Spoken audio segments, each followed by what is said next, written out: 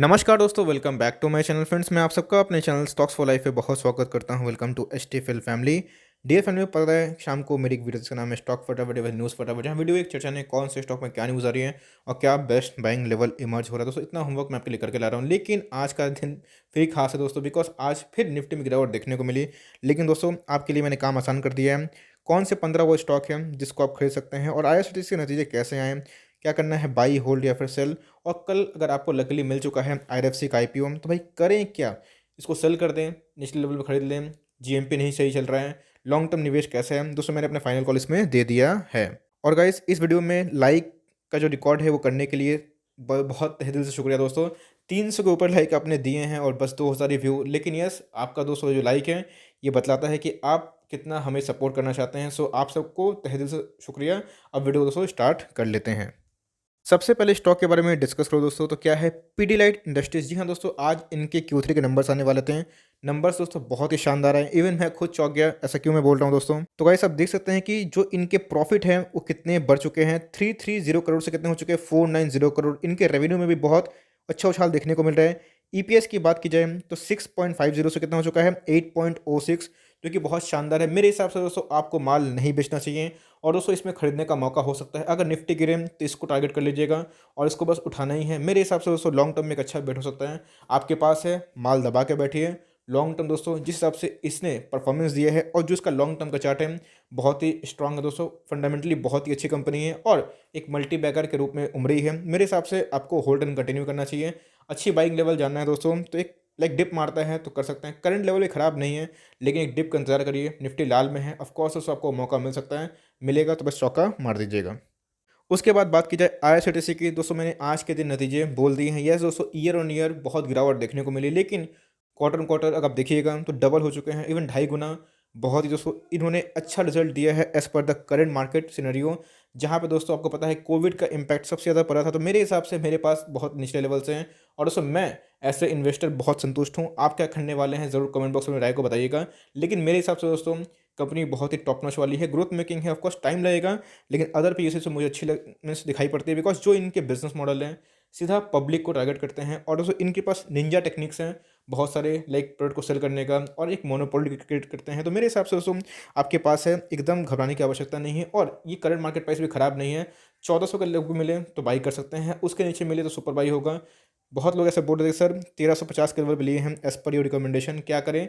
देखिए profit book करना मर्जी है आपका दोस्तों। मैं इसको अपकमिंग 3-4 सालों में बहुत अप देखता हूँ। मैं 100-200 पॉइंट के लिए दोस्तों उछल कूद नहीं करूँगा। मेरे को लगता है कि टारगेट बाकी है और रैली ही बाकी है। इसमें दोस्तों एक ह्यूज रैली मुझे पेंडिंग दिखाई पड़ती है। दोस्तों मार्केट कल भी लाल था, आज भी लाल था, लेकिन निपॉन की बात की जाए तो एकदम दोस्तों चट्टान के जैसा खड़ा है। दोस्तों ध्यान दीजिएगा, इनके जो प्रॉफिट थे वो ईयर टू ईयर 40% से ज़्यादा बढ़े हैं, जो कि सुपर है।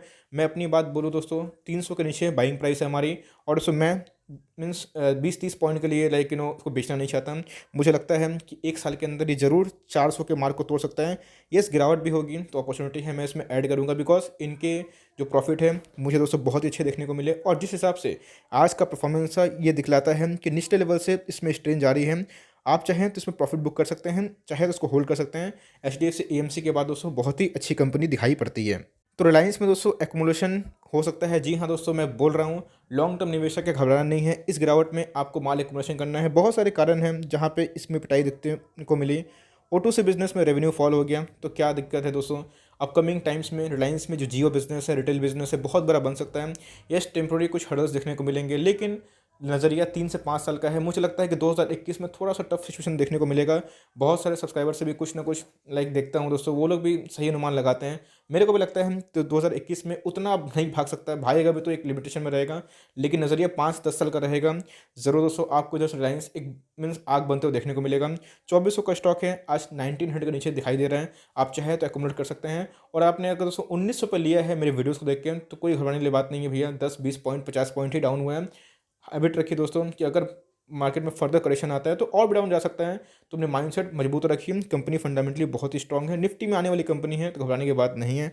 आज की बात की जाए तो हमें दोस्तों फ्लैट से देखने को मिला है, 1% डाउन है, लेकिन इंपॉर्टेंट एक रेजिस्टेंस को ब्रेक किया है। तो फर्दर 1850 दोस्तों एक सपोर्ट बन सकता है। हो सकता है कि आपको उधर पे मिले तो दोस्तों उधर पे लपकना है और जितना गिरे दोस्तों उतना लपकना है। मेरे हिसाब से एक गोल्डन अपॉर्चुनिटी है फॉर लॉन्ग टर्म इन्वेस्टर्स।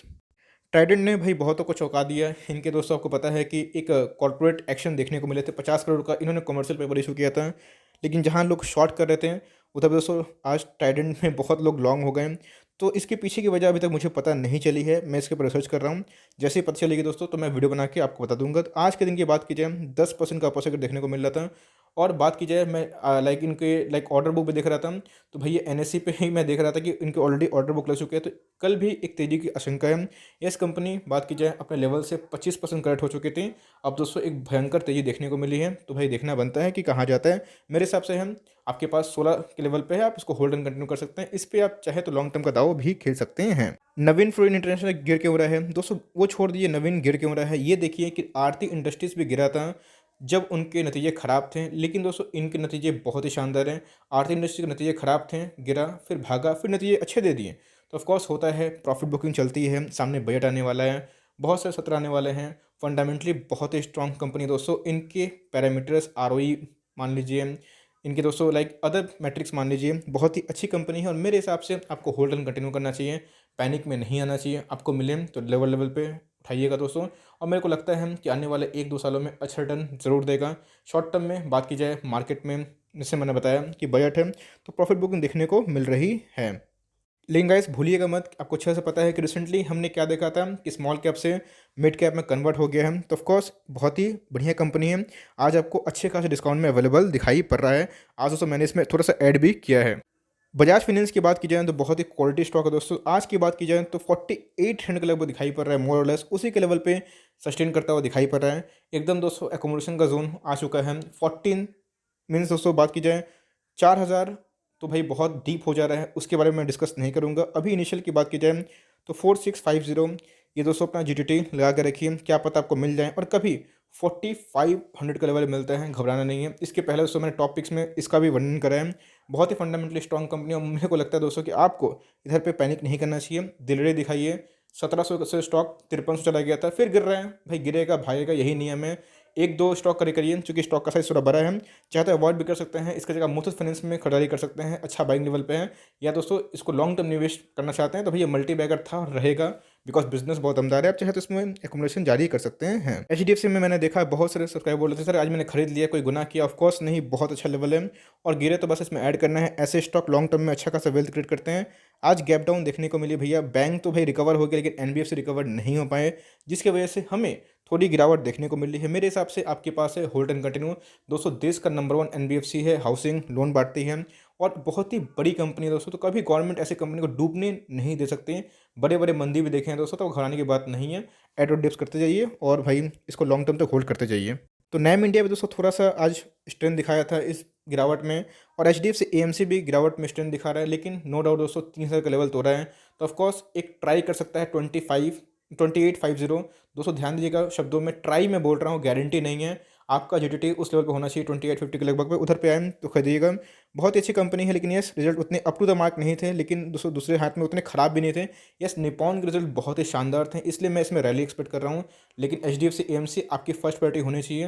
भैया बहुत बड़ी कंपनी है और निपॉन से ये बहुत बड़ी कंपनी है। तो मेरे हिसाब से लॉन्ग टर्म में दोस्तों अच्छा खासा बेट हो सकता है। और जिस इंडस्ट्री में काम कर रही है, बहुत ही अच्छी ग्रोइंग इंडस्ट्री है दोस्तों। टाइटन कंपनी पिछले कुछ दिनों से अच्छा भाग रहा था, अभी दोस्तों उतना नहीं भाग रहा है। गोल्ड के प्राइस अप एंड डाउन हो रहे हैं, अब देखना बनता है कि जीडीपी के नंबर्स कितने आ रहे हैं। और दोस्तों बात की जाए, कंपनी फंडामेंटली बहुत ही स्ट्रांग है, लेकिन मैं अपनी बात बोलूँ तो 1350 के नीचे दोस्तों मुझे लगता है बाइंग हो सकती है। ऑफकोर्स उस लेवल पर नहीं आएगा, कोई बात नहीं। नवीन फ्लोरिन दोस्तों मैंने बोला उस लेवल पर आया, बजाज फाइनेंस बोला उस लेवल पर आया, मुथूट फाइनेंस भी दोस्तों उस लेवल पर आया 1160 1130। लेकिन जिस अच्छा लेवल पे आए दोस्तों उधर बाइंग करनी है। हज़ारों स्टॉक हमारे पास हैं, जो हमारे डर पे आएगा उसको लेना है। फोमो में नहीं आना दोस्तों, फियर ऑफ मिसिंग आउट को हटाना है। और जहाँ पे अच्छी खरीदारी हो सकती है उधर पर लेना है। मेरे हिसाब से बहुत ही क्वालिटी स्टॉक है, लेकिन दोस्तों इस क्वालिटी स्टॉक का भी एक भाव होता है जो 1350 के नीचे मिल रहा है, उस लेवल पे हम तो खरीद सकते हैं। इधर पे आप चाहें तो खरीद सकते हैं, दोस्तों मैं नहीं खरीदूंगा बिकॉज कंपनी बुरी नहीं है, लेकिन थोड़ा सा मुझे वैल्यूएशन इसका थोड़ा सा हाई दिखाई देता है। जी हाँ दोस्तों, डिवी स्लैब एकदम एक्यूमुलेट कर सकते हैं, बहुत ही क्वालिटी स्टॉक है। जी हाँ एकदम दोस्तों बाइंग जोन पे आ चुका है। मेरे को लगता है कि इधर से भी इसमें बहुत रैली बाकी है। यस एपीआई मैन्युफैक्चर करती है और निफ्टी 50 का भी दोस्तों एक भाग है। तो मेरे हिसाब से आपको इसमें जल्दीबाजी नहीं करनी चाहिए कि भैया लॉस में बुक कर लो। लॉन्ग टर्म निवेशक इसमें एंट्री कर सकते हैं। 3400 के लेवल पर दोस्तों खराब लेवल नहीं है। और फार्मा में दोस्तों मुझे ये शेयर बहुत पसंद है, आप चाहें तो इसको अपने पोर्टफोलियो में जगह दे सकते हैं दोस्तों, ये मेरे पोर्टफोलियो का स्टॉक भी है। तो जीएमएम फॉरवर्ड की बात की जाए तो भैया क्या कहने हैं, लेकिन यस एक इम्पॉर्टेंट बात तो ये है कि निफ्टी की इतने तेज़ गिरावट पे दोस्तों इनके जो ओएफएस के फ्लोर प्राइस है 3600 के लेवल पे चल रहा है, जो डिमॉन्स्ट्रेट करता है कि कितने स्ट्रॉन्ग रेंज पे हैं। रिजल्ट दोस्तों उतने बुरे नहीं थे, लेकिन ये ठीक ठाक थे, ख़राब भी नहीं थे। तो एक रैली बनती है, लेकिन जिस हिसाब से इसने रिटेल इन्वेस्टर का भरोसे का खून किया है, बहुत लोग इससे नाराज़ है। ऑफकोर्स नाराज़ होनी भी चाहिए, लेकिन कंपनी क्वालिटी वाली है। अगर आप 5 के ऊपर में लिए हैं तो लॉस बुक करना रिकमेंडेशन नहीं है, इसको होल्ड कर सकते हैं लॉन्ग टर्म। और जो रिस्क टेकर है दोस्तों, अब मैं एथिक्स के ऊपर नहीं जाऊँगा, मैं दोस्तों सीधा लाइक वैल्यू जानता हूँ कोई स्टॉक का, मुझे स्टॉक में वैल्यू दिखाई पड़ रही है, स्टॉक बहुत करेक्ट हो चुका है, तो इधर पे एक बाइंग की जा सकती है। ऑफकोर्स आप चाहें तो 3350 का इंतजार भी कर सकते हैं। अगर एंट्री लेते हैं तो ये आपका दोस्तों एसएल होना ही चाहिए। एसएल स्टॉप लॉस मैं क्यों बोलता हूँ, ऑफकोर्स अगर मान लीजिए गिरावट होता है तो कल आपके पास वो लाइक ताकत रहे कि आपके पैसे थोड़े से ही गए 100-150 पॉइंट, लेकिन आपके पास पूंजी बच गई, तो 3350 का आप एसएल लेके फर्दर पोजीशन बना सकते हैं।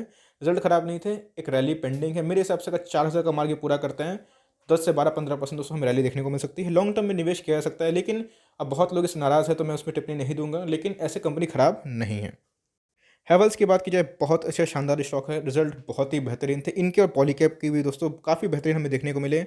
तो 5.5% की आज रैली है। ऑफकोर्स दोस्तों इसमें होल्ड एंड कंटिन्यू कर सकते हैं। Valuation wise Polycab first priority है, और सेकंड प्रायोरिटी की बात की जाए तो मुझे हैवेल्स दिखाई पड़ता है। लेकिन ऐसे लाइक बिगनर दोस्तों आप चाहें तो हैवेल्स पे निवेश कर सकते हैं, बहुत ही अच्छी कंपनी है। और मेरे हिसाब से पॉलीकैब दोस्तों वैल्यूएशन के अकॉर्डिंग मुझे ठीक ठाक दिखाई देती है। बहुत लोग बोल रहे थे कि सर 1000 के ऊपर ले लिया है एसएल टेक को, कोई दिक्कत नहीं है, एकदम होल्ड करिए। फंडामेंटली देखिए दोस्तों, ये हो गई टीसीएस हो गए, इन्फोसिस हो गए, बहुत ही अच्छी कंपनी है। इनके Q3 के नंबर्स इतने शानदार थे, मैं क्या बताऊँ। रिसेंटली दोस्तों इसने स्प्लिट भी दिया था, बोनस भी दिया था, और मेरे को लगता है कि हर एक गिरावट इसमें ऐड करने का मौका हो सकता है। लेकिन दोस्तों इन्फोसिस पहला प्रायोरिटी है, और टीसीएस भी आपको होना चाहिए। अगर आप अफोर्ड कर सकते हैं टीसीएस का प्राइस को, चूँकि थोड़ा महंगा है, तो गो फॉर टीसीएस। लेकिन उससे सस्ता की बात की जाए तो इन्फोसिस दिखाई पड़ता है। और इन्फोसिस और एसएल टेक में दोस्तों मैं इन्फोसिस को चुनूंगा, और एसएल टेक भी मुझे खराब दिखाई नहीं पड़ती है। इधर भी चाहे तो बाइंग कर सकते हैं, और 900 दोस्तों एक अच्छा बाइंग लेवल हो सकता है for long term investors. ICICI bank की बात की जाए तो एकदम स्ट्रेंथ दिखा रहा है दोस्तों। तो ये स्ट्रेंथ इसलिए हो रहा है बिकॉज निफ्टी की बात की जाए तो बहुत तेज़ था, ऑल टाइम हाई लगा दिया। बैंक निफ्टी भी दोस्तों वही देखने को मिला, मोर और लेस रिजल्ट खराब भी नहीं थे। और मेरे को लगता है दोस्तों कि एक ब्रेकआउट बनता है, तो 550 इसके अल्टीमेट रेजिस्टेंस दिखाई पड़ रहे हैं, उसके ऊपर गया तो बहुत ऐसे ब्रोकर्स हैं जिनका मानना है कि 700 के ऊपर भी जा सकता है। और फ्रेंड्स मेरा ही मानना है कि 700 का रैली इसमें एक पेंडिंग है। लेट्स सी दोस्तों क्या होता है। मेरे हिसाब से एक जो पेंडिंग रैली है वो ज़रूर इसमें ड्यू है, जो कभी ना कभी दोस्तों इसको लाइक फॉलो अप करेगी और 700 के लेवल पे इसको ले जा सकती है। पीवीआर की बात है तो लॉस में निकलना रिकमेंडेशन नहीं, लेकिन दोस्तों मैंने अभी रिसेंटली में इसको आपको किसी को रिकमेंडेशन नहीं दिया, बिकॉज मेरे हिसाब से आईआरसीटीसी एक बेटर ऑप्शन है। आपने देखा कि पीवीआर के नतीजे नेगेटिव में थे, लेकिन क्वालिटी स्टॉक है, वैल्यूएशन के वाइज थोड़े महंगे हैं, लेकिन कब दोस्तों सारा ठीक होगा। और बॉलीवुड को लेकर सेंटिमेंट, और भाई फिल्म रिलीज बहुत ही बड़ा है, जहाँ पे दोस्तों ये नेसेसरी आइटम में नहीं आते हैं। अमेजोन, गूगल, जो अमेजोन प्राइम होते हैं दोस्तों, और नेटफ्लिक्स वगैरह एंड ऑल, ठीक है, ये इनके कॉम्पिटर हैं। तो देखना बनता है कि ओटीटी कैसा हिट करते हैं। मेरे हिसाब से कंपनी बुरी नहीं है, लेकिन 1350 के नीचे दोस्तों एक बाइंग बनती है, उस लेवल पे आए तो आप खरीद सकते हैं फॉर लॉन्ग टर्म। लेकिन मेरे हिसाब से आपको थोड़ा वेट एंड वॉच करना चाहिए। देखिए स्टॉक का बिहेवियर कैसा है, और मार्केट में इसको लेके क्या न्यूज़ आ रहे हैं। न्यूज़ से दोस्तों उछल कूद होता है, लेकिन न्यूज़ जाने के बाद स्टॉक को अपने लेवल पे आना ही होता है। तो मेरे हिसाब से स्टॉक खराब नहीं है, अपर लेवल पे लिए हैं तो होल्ड एंड कंटिन्यू, निच लेवल पे मिले तो लॉन्ग टर्म में निवेश किया जा सकता है। मैं अपनी बात करूँ तो मैं इसको दोस्तों अभी अवॉइड कर रहा हूँ। मेरे हिसाब से अभी आईआरसीटीसी एक अच्छा बेट मुझे दिखाई पड़ता है। कल की बात की जाए तो 800 करोड़ का दोस्तों हमें क्यूओपी दिखाई पड़ रहा था। एक छोटी सी न्यूज़ थी, बस अपडेट देना था कि 800 करोड़ का हमें क्यूओपी दिखाई पड़ रहा था। मोर और लेस दोस्तों ये इनके लिए पॉजिटिव दिखाई पड़ सकता है।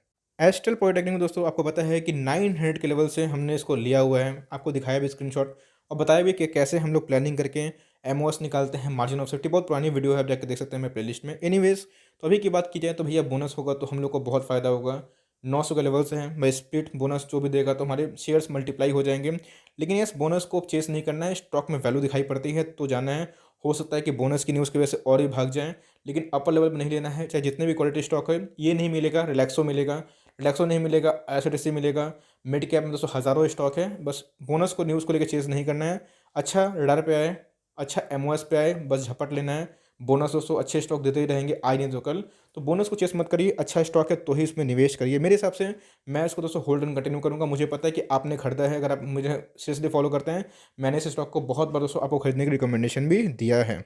दोस्तों आज मैंने मुथूट फाइनेंस में ही बाइंग करी। जी हाँ दोस्तों, एकदम जैसे मैंने बोला था कि 1150 के नीचे मैं बाइंग करने वाला हूँ और एकदम घबराना नहीं है। याद रखिएगा दोस्तों, अगर डाउन साइड 100 पॉइंट का है, मैं आपको बता देता हूँ दोस्तों, अपने ऑल टाइम हाई से मुथूट फाइनेंस 20% से ज़्यादा करेक्ट हो चुका है। ऐसे दोस्तों खुद इसका पी इतना लो है 13-14, तो भाई कितना गिरेगा यही हमें सोचना है। स्ट्रॉन्ग फाइनेंशियल्स हैं, 1.5-2% का दोस्तों डिविडेंड भी देते हैं। अब एनबीएफसी पिट रहा है तो दोस्तों ये भी पिट रहा है, लेकिन मेरे हिसाब से बहुत ही फंडामेंटली स्ट्रॉन्ग कंपनी है। लॉस में तो निकालिए मत दोस्तों, मैं रिक्वेस्ट करूंगा कि इस कंपनी को छोड़िए मत। ऑफकोर्स थोड़ा दोस्तों उछल कूद करेगा, लेकिन लॉन्ग टर्म में अच्छा वेल्थ क्रिएट करेगा। आपको पता है कि कोरोना वायरस के बाद ये दोस्तों 500 का स्टॉक 1500 भी चला गया था। तो भाई अगर कोई स्टॉक 200% रिटर्न दे देगा अपनी बॉटम से, तो भाई 10-15% करेक्शन देगा ही। वो एक्मुलेशन होगा, जो निकलता है उसको निकल जाने दीजिए। कंपनी में भरोसा है तो निवेश कर सकते हैं। मैंने दोस्तों आज खुद पर्सनली निवेश किया है। अगर 100 पॉइंट का डाउन साइड है तो 500 पॉइंट का अपसाइड है, और लॉन्ग टर्म निवेशक दोस्तों एकदम घबराना नहीं है। इसमें दोस्तों मुझे वैल्यू फॉर मनी दिखाई पड़ती है। एग्जैक्टली दोस्तों, आज आपको याद है मैंने बजट पे कुछ दिन पहले 720 का आपको बोला था कि उधर पे अपना जीटीटी लगा के रखिएगा।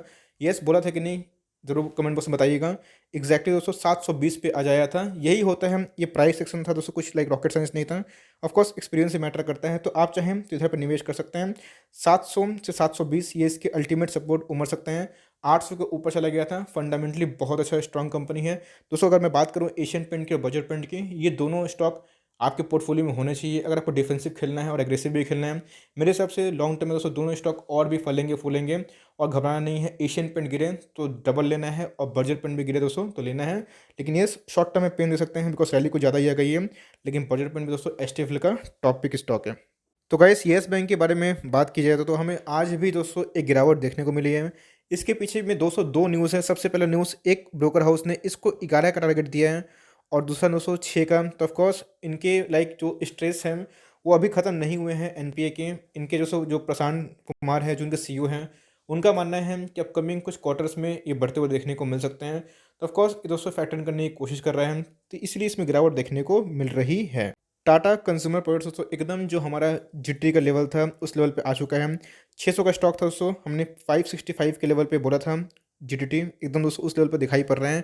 आज की बात की जाए तो आज हमें 1% से भी ज़्यादा गिरावट देखने को मिल रही है।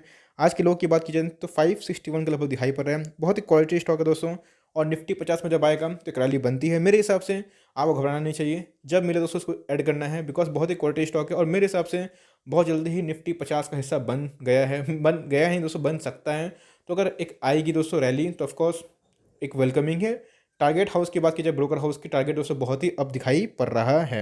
एचयूएल दोस्तों नतीजे खराब नहीं थे, लेकिन मार्केट गिरा तो भैया इसमें गिरावट देखने को मिली। लेकिन बिंदास एकदम दोस्तों कमेंट्री है एकदम टॉप नॉच वाली, एकदम इसमें होल्ड करना है और इसमें बस बाइंग की अपॉर्चुनिटी ढूंढनी है।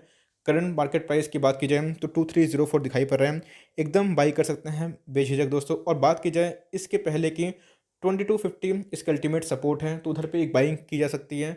2300 2250 एक ख़राब लेवल नहीं है, और मुझे लगता है कि पार्टिसिपेट नहीं किया रैली में तो भैया अपकमिंग टारगेट्स देगा। ऑफकोर्स टीसीएस वाला हाल हो गया है, एक ही रेंज पे कंसोलिडेशन दे रहा है बहुत लॉन्ग टर्म तक। लेकिन दोस्तों बहुत सारे ब्रोकर हाउस का मानना है कि अपसाइड यहाँ पर अच्छा देखने को मिल सकता है, और दोस्तों 3000 का टारगेट बहुत ब्रोकर हाउस इसमें एज्यूम कर रहे हैं। दोस्तों मैं रिलैक्सो फुटवर्क को ऐसे ही अपना एचटीएफएल का टॉपिक नहीं बोलता हूँ दोस्तों। कल भी आंधी थी, निफ्टी में गिरावट थी, आज भी दोस्तों, और आप देख सकते हैं कि आज भी एकदम जस के तस खड़ा है। एकदम दोस्तों इस आंधी में भी सर्वाइव करने की कोशिश कर रहे हैं।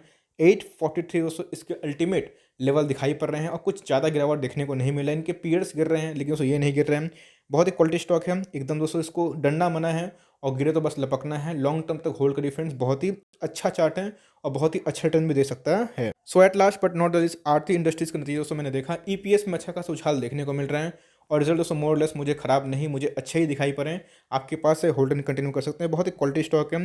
चाहे तो नवीन फ्लोइंग दोस्तों ऐड कर सकते हैं, वैल्यू फॉर मनी दिखाई पड़ता है। दीपक नाइटेड दोस्तों भी बहुत अच्छा स्टॉक है, तो इन सब स्टॉक पे लाइक अगर निवेश करते हैं लॉन्ग टर्म का तो बहुत ही अच्छा बेट हो सकता है। So for timing that is the end of the stock फटाफट सीरीज। आई होप दोस्तों ये सीरीज़ आपके लिए हेल्पफुल है, अच्छी लगती है दोस्तों मेरी बातें तो आप एक लाइक करना ना भूलें, और चैनल फर्स्ट टाइम तो याद से सब्सक्राइब करना भी ना भूलें, इस तरह की रेगुलर अपडेट्स को सबसे पहले एक्सेस करने के लिए। तो गाइस मिलते हैं जल्दी ही, तब तक के लिए bye. Thanks for watching friends, God bless you all.